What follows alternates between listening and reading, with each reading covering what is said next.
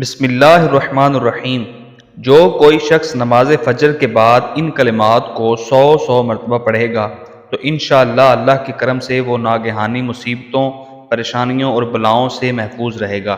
آئیے ان کلمات کو میرے ساتھ دہرا لیجئے۔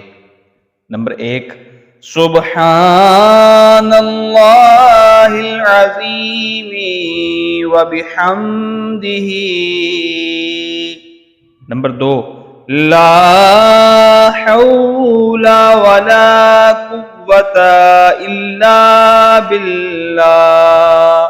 نمبر 3، صلی اللہ علی محمد۔